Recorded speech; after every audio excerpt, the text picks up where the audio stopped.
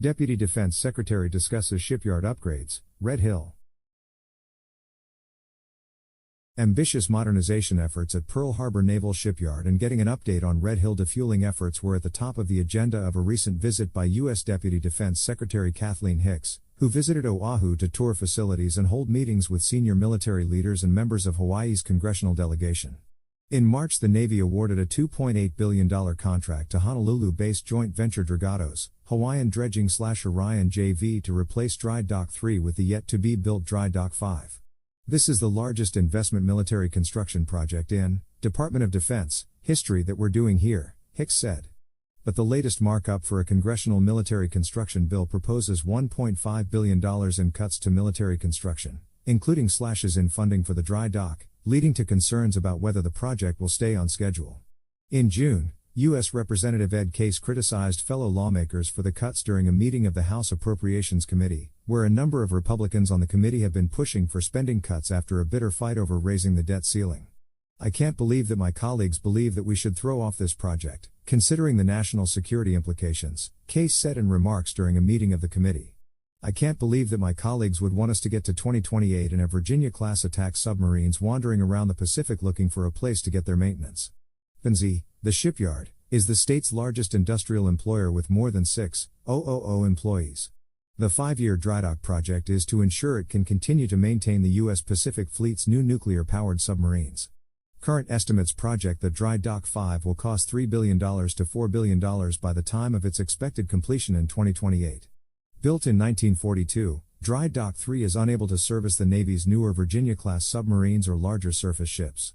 It will become functionally obsolete once the Navy retires the last of its Los Angeles-class submarines. "Things are complicated right now on Capitol Hill," Hicks said. "Our biggest concern, which we do share with the Hawaii delegation, is making sure the appropriations actually come and that they're on time and we avoid a continuing resolution or, even worse, a government shutdown. So we've been really trying alongside them to make the point that projects like this cannot proceed on time and on schedule unless we get those appropriations." The drydock project is a key part of the $21 billion Shipyard Infrastructure Optimization Program, which aims to upgrade shipyards around the country over a span of 20 years. For decades, Congress gave the Navy money for new vessels and weapons the service requested, but now the Navy is playing catch-up in funding the construction and maintenance of the facilities it needs to maintain those systems and keep them working. The Navy established SIOP to improve operations at the 4 U.S. public shipyards with an eye toward updating their layouts, modernizing dry docks and replacing antiquated equipment and worn-down old facilities. A major emphasis is infrastructure to support nuclear-powered subs and warships. Pearl Harbor's location makes it a key logistical hub for the Navy's operations across the Pacific. But a 2021 Government Accountability Office report warned that facilities at Penzi in their current state might not be capable of repairing battle-damaged vessels in the event of an armed conflict in the Pacific, forcing them to travel to the mainland if they need extensive repairs. The Navy has been conducting near-constant global operations.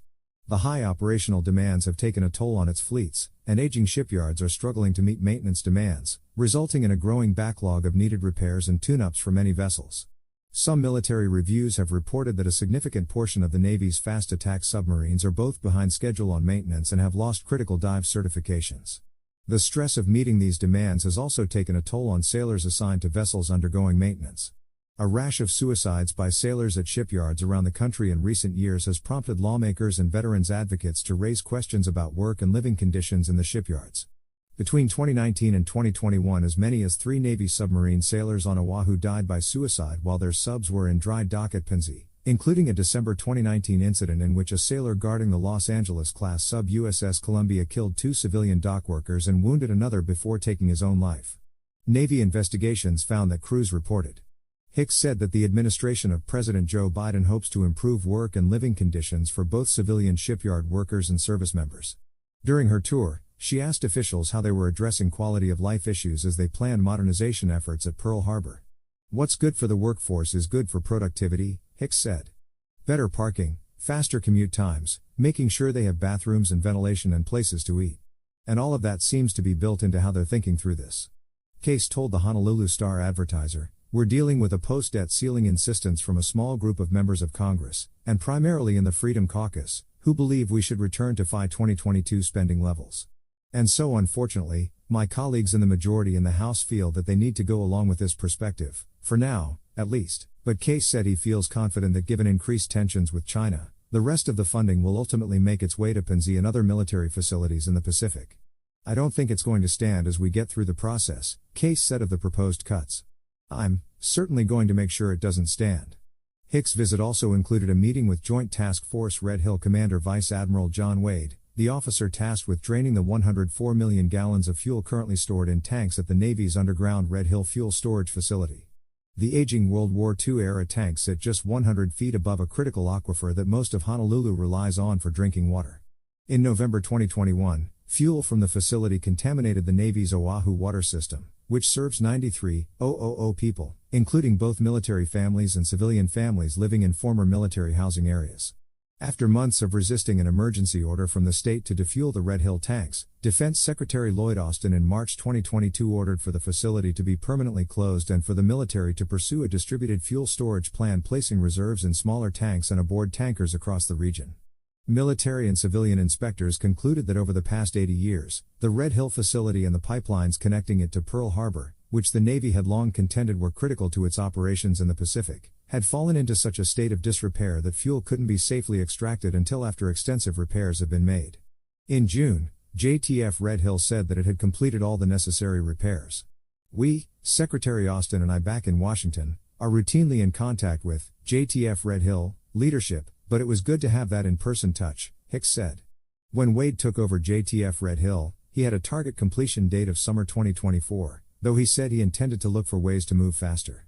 This summer, officials announced they now expect to begin defueling operations in October and complete most of the effort in January. However, when the military announced it would shut down Red Hill, a senior Pentagon official told the Star-Advertiser that it was unclear whether the military had enough facilities and fuel tankers to take on the massive reserve at Red Hill. But Hicks insisted that the Pentagon has worked out its plans and is ready to move forward as it prepares to remove the fuel from the tanks. I'm confident that we can consume that fuel appropriately in the near term as Red Hill is defueled, and at the same time, we are already moving or have moved to a more distributed fuel profile. The Red Hill crisis has prompted many Hawaii residents to rethink their relationship with the military presence in Hawaii. Several other toxic spills at military facilities around the islands have drawn increased scrutiny. As the military prepares to store fuel elsewhere, including other island communities and allied countries across the region, Hicks said, we have to take environmental stewardship seriously. And we do, and that's a priority for this administration, and it's going to continue to be a priority, obviously, for many of our allies and partners as well. When asked how the military will guarantee that the fuel is moved and stored safely, she replied that we are in 2023. It's a significantly different time frame than the period in which Red Hill was built. And so we obviously work under the standards that exist today, which do reinforce all of those environmental stewardship approaches. We don't have anything like Red Hill in that plan we have or that we're using today. Local leaders had called for years for Red Hill to be shut down, especially after a 2014 fuel spill, warning that it was a ticking time bomb over Oahu's water supply. Military officials insisted that the World War II facility was safe and that they were diligently maintaining it.